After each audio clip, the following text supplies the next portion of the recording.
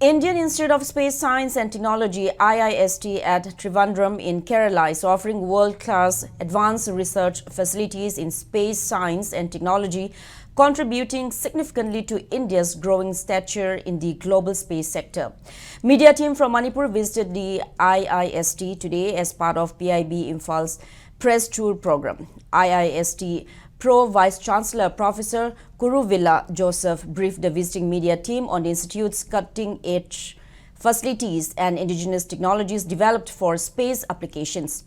Established in 2007 under the Indian Space Research Organization ISRO, IIST aims to advance space technology and currently offers BTech, MTech and doctoral programs in aerospace engineering and space science. Graduates have opportunities to work with ISRO and other leading institutions. He also emphasized the importance of introducing space science education to children at an early age. Engineers and scientists demonstrated key facilities including the Quantum Optical Technology Lab and small spacecraft systems and payload center to the visiting delegation.